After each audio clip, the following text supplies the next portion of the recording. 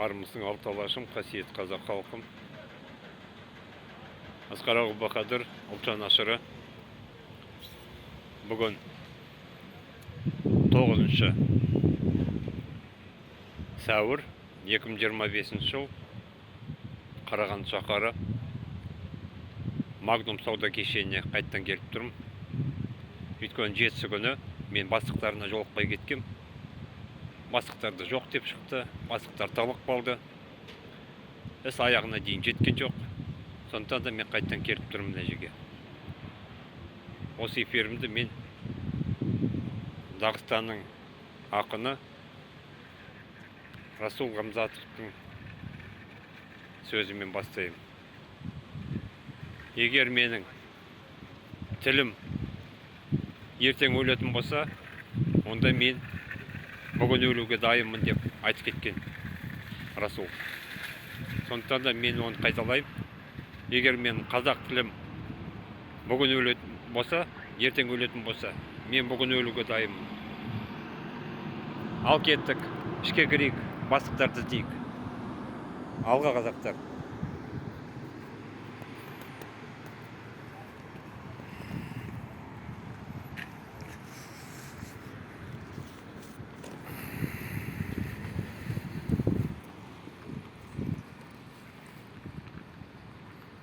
Бұл істі тоқтатпауымыз керек, бұл істі біз соңына дейін жеткізуіміз керек.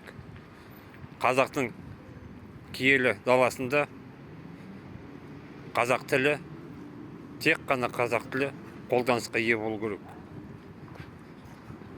Ата заңымызда көрсетілгендей 7-ші бабы. Анау 2-ші тармағы ұлттың сатқындары, осындай 2-ші тармағын қосқан ұлттың сатқындары оны қайттан нету керек, жою керек. Магнумның іші кісі өте аз. Міне екі касса жұмыс жасап тұр.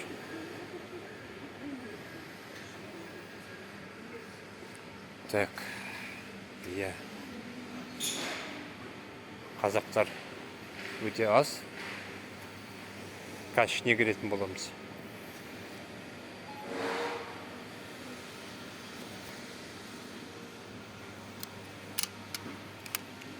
Кім бар екен?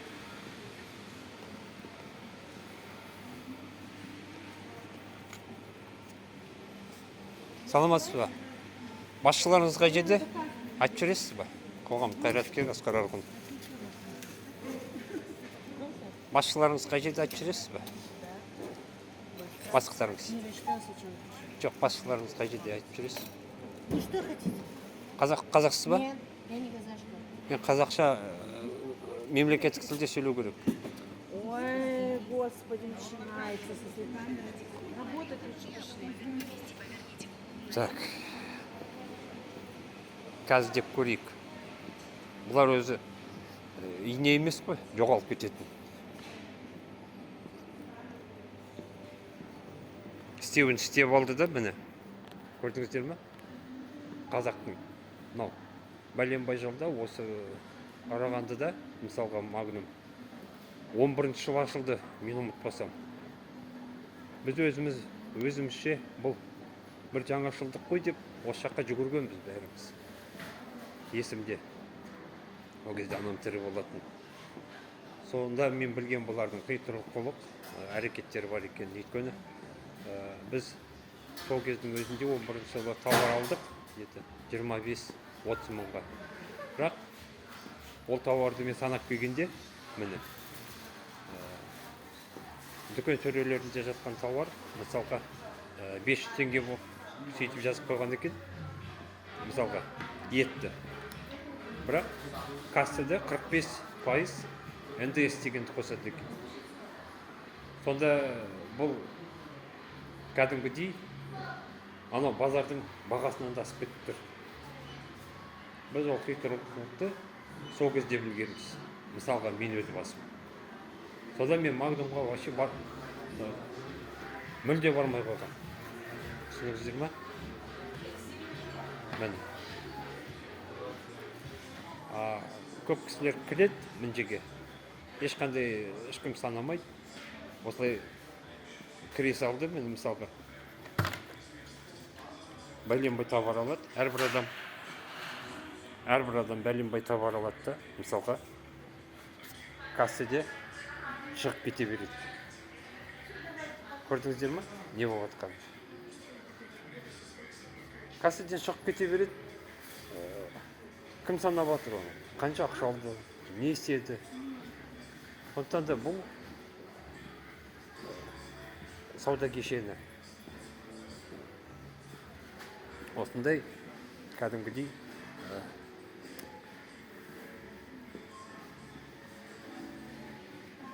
алаяқтық жасап отыр, деуге болады. Бір адам баласы жоқ. Жетісінен 2 күн уақыт өтті, мысалға. Бір адам баласы жоқ, бастықтары да жоқ. Түгел тығылып қалған. Көрдіңіз ба? Күзетшілер де жоқ. Болып жатқан нәрсе. Қайда бұлардың күзетшілері?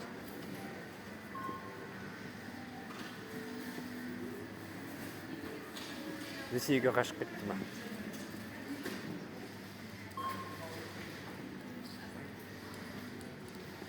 Қарындасым, бастықтарың келді ма? Справочныйда болу керек, қарап көрсетті. Қай жерде справочный? Бардым ғой жаңа, жоқ қой. Бастық кім өзі? Орыс па? Кім? Шақырып берші. Қазір шақырып беріп кетті. Міне кісі аяғы аз қазір. Міне мысалға Қарағандыда қазақтар, енді ойлаймын, намысы бар қазақтар, бүкіл қазақ халқына үндеу болды ғой. Намысы бар қазақтар, мен ойлаймын, енді мынау Магнумды, қазақтың тіліне жау болып тұрған, қазақтың өзіне де жау болып тұрған Магнумды, мен ойлаймын, енді қазақтардың аяғы баспайды деп. Азым-азымен қазақтар жүр, әрине білмеймін енді анық.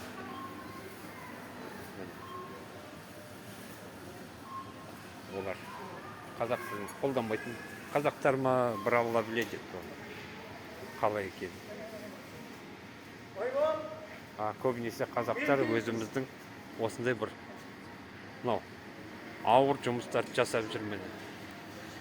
Міне қазір ана жігіт кетті, бастықтарға кетті ма, ана бастықтар бөлек отыра ма, ана жерде сондай болып тұр ғой деймін. Мен не болса да, енді сол бастықтармен сөйлесетін боламын. Өйткені мынау енді керемет сұмдық жағдай. Мынау ешқандай миға қонымсыз өрескел заңды бұзушылық. Кәдімгідей өз қазақтың сайын даласында, өз қазақ сонда сөз сөйлей алмайды екен қазақша. Онда бізге не деп жатыр бұлар? Көшіп кетіңдер деп жатыр ма? Сонда біздің өзіміздің жерімізден мың жылдар бойы ата-бабаларымыз Ақбілектің күшімен, Ақнайзаның ұшымен қорғап кеткен осы жерімізден сонда біз кетуіміз керек па? Орыстарға тапсырып бәрін, басқа ұлттарға тапсырып, басқа ұлттарға бір қазақша сөйлей деп айтсам, олар шығады. Біз сөйлеспейміз, орысша ғана сөйлесеміз. Мен айтам, мен айналайым, мына жер орыстың жері емес қой тіпті. Қазақтың сайын даласы. Неге орыс тілі ұлтаралық тілді болып тұр? Мен түсінбей тұрмын. 19 жылы мысалға сендер қабылдадыңдар ғой. Қазақстан Республикасының үкіметі. Ұмытпасам 10-45 деген заң қабылданды. Мысалға Масимовтың тұсында. Сонда ол заңда жазылып тұр.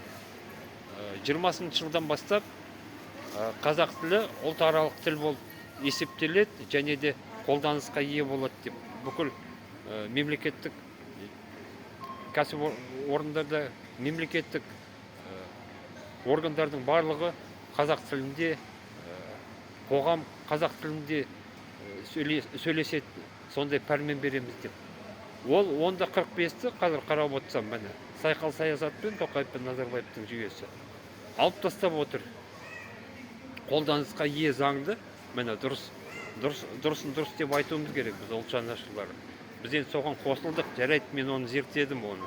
2020 жылы мына Дулат Ағаділдің үйін салғаннан кейін мен өзім қамауда отырғанда 7 ай осы 16 түрмеде. Сонда мен ол заңды зерделегем. Мен енді бұл ұры билік десек те Назарбаев пен Тоқаевтың енді дұрыс заңнамаларын мен жоққа шығармаймын. Онда 45 заңнама, дұрыс заңнама. 21 жылдан, 20 жылдан заң күшіне ену керек еді. Бірақ бұлар қазір қарап отырсам, міне Google-ға басып көруіңізге болады. Ол заңды алып тастаған. Міне, ол заң енді жұмыс жасамайды деп жатыр. Қазақ тілі этносаралық тіл болып есептеледі деген 21 жылдан бастап. Сондай сұмдықтар, сондай заңсыздықтар орын алып жатыр. Ол ненің белгісі? Ол елімізде мынандай заң өрескел бұзушылыққа бүкіл биліктің өзі кінәлі деген сөз. Биліктің өзі кінәлі деген сөз. Өз жерінде өз қазағын осындай сұмдыққа апарып, міне жұмыстан шығарып тастап жатыр. Қазақтың тілін, қазақтың салт дәстүрін, қазақтың өмір салтын әлсіреткен де осы билік деп нақты айтамын. Қазір енді мынау басшы шықпай отыр, міне қарап отырсам. 12 минут болыпты біздің сөйлескенімізге. Қазір тағы бір сұрақ қойайын. Қарындасым, ана басшыларға айттыңыз ба? Айттым, қазір келем деді. Келем деді ме? Осының басшысы, иә? Жақсы, құрметті қазақ халқы. Мен қазір күтейік. Келем деп айтыпты, енді ана судың да сұрауы бар дейді. Енді адам деген өзі бірдеңе күнә жасап қойса да, қате жасап қойса да енді айту керек қой. Осылай болды, міне кешіріңдер деген сияқты. Мен өз ойым мысалға.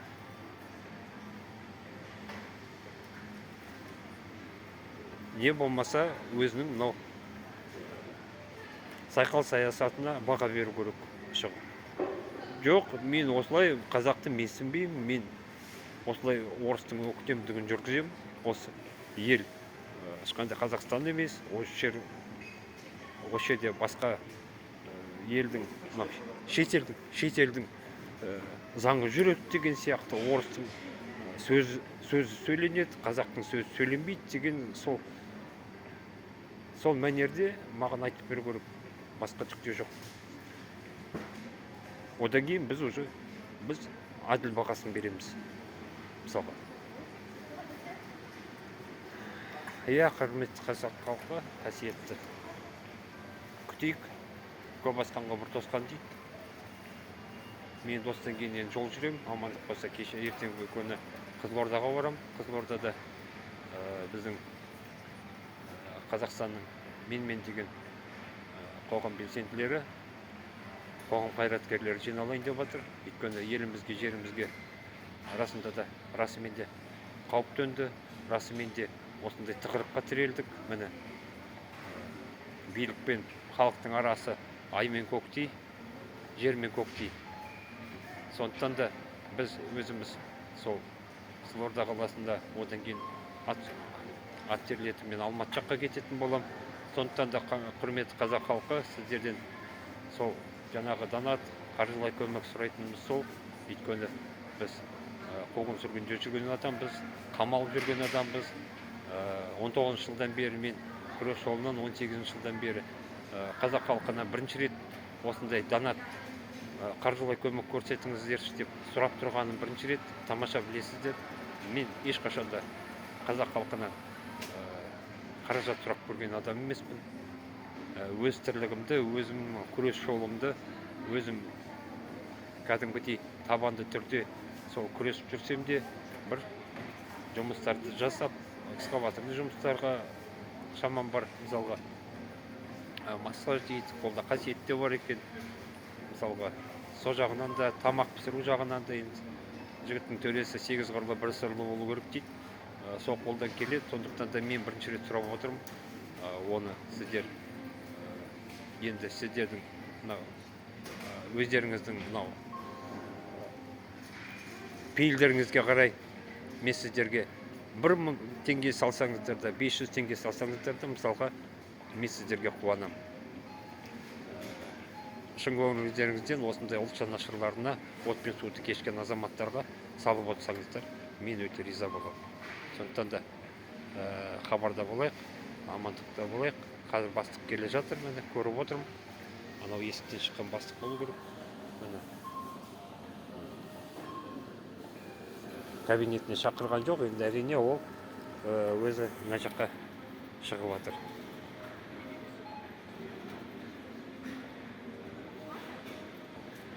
Қазір сонымен сөйлесетін боламыз.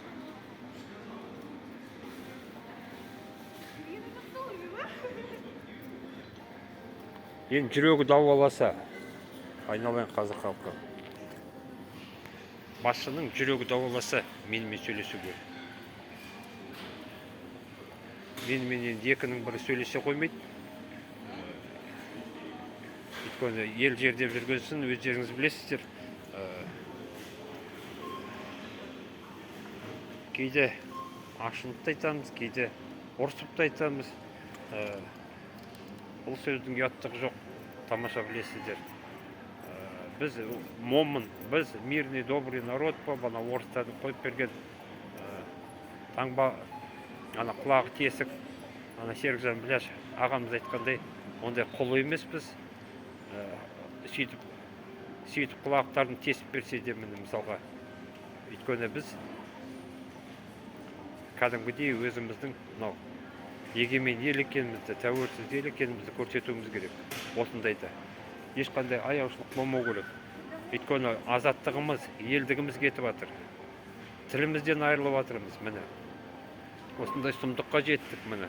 Қазақ осындай қазақтың сайын даласында өзінің тілін айта алмай жүрсе, онда не болды? Бас кассир тыңдап тұрсызды. Кімсіз? Бас кассир. Бастық бар ма? Бастық? Олар қазір кетіп қалған. Екінші филиалға. Жұмыстармен. Екінші филиалға жетті. Екінші филиал Гранд-Стор жақта. Гранд-Стор? Жақсы. Есім кім болады сенің? Айбол. Айбол? Мен Айбол деген азамат келді. Сен қандай жұмыстасың? Бас кассир. Бас кассир.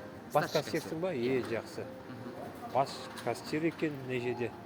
Енді Алматыда білесің ғой не болған.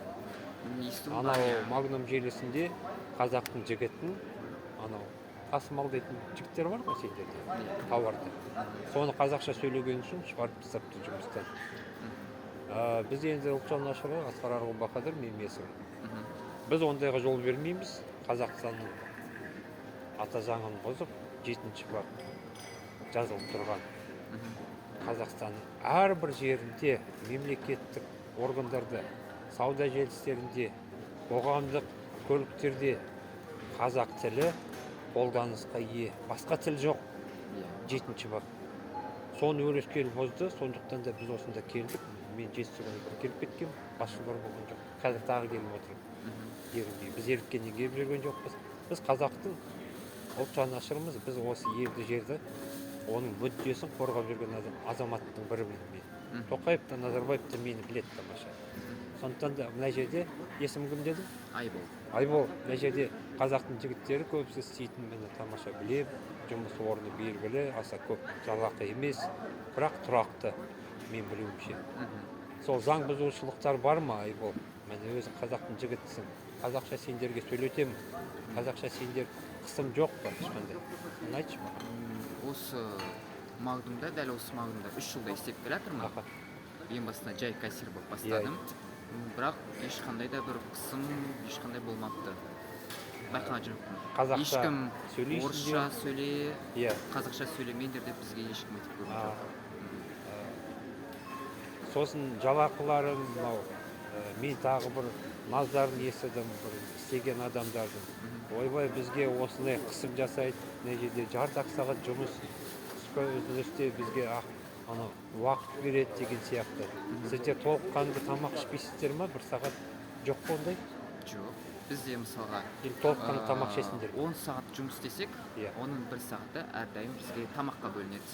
Жарты сағат обед, түскі Иә. ас, жарты сағаты кешкі шайға беріледі. Ондай жоқ деді. Ондай жоқ бізде. 10 минут, 20 10 минут, 20 минутта минут деген тамақ жоқ. іш, уақытылы. Мынау, Уақытылы уақыт, тамағымызды жатырамыз. Тамақ бізде тегін, өздері жасап береді. Тамақтардың бәрі жақсы да? Иә, ол жақтан ешқандай шағым жоқ бізде. Аха. Жақсы. Екінші филиалдарыңыз қай жерде? Екінші филиал ол Алтын Арба жақта, базардың қасында, Гранд Стор жақта. Ана бір бұрынғы не болған ғой? Әлгі Беляев деген болды ғой бізде. Соның несі ғой? Магнум сол екен ғой. Жақсы онда. Міне, мынау Айбол ғой, иә? Айбол айтып берді міне бізге қысқаша мынаның ішіндегі жағдайды. Енді мен бағана бір аралап өттім. Қасиетті қазақ халқы, міне қазақтың кісілері жүр, қазақша сөйлеп, емін-еркін. Мен енді қазір сол филиалға баратын боламын. Филиал болғанда соның бөлімшесі ғой, қазақша айтқанда. Осы Магнум. Өзі қарағанда бізде 2 сауда кешені осындай. Мына жерде осындай жауап берді. Енді ары қарай мен бақылауымда болатын болады. Назарларыңызға рахмет. Қасиетті қазақ халқы. Мұны біз бақылауда ұстайтын боламыз әрқашанда.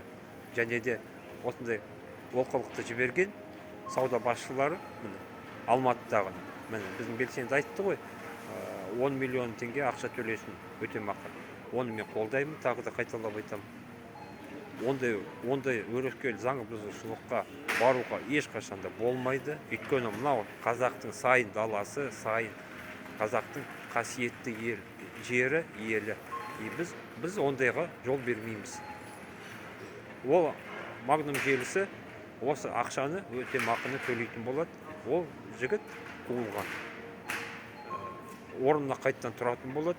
Мүмкін басқа осы Айбол сияқты кассир бола ма, үлкен, оны көріп жатармыз. Сондықтан да содан кейін Магнум желісі бізден қазақ халқынан кешірім сұрайтын болады. Оған біз жеткіземіз Құдайдың қалауымен. Қош саламатта болыңыздар, аман болыңыздар. Асқар Бақадыр, Ұлтжан Ашыры, Қараған шаһарынан аман болыңыздар.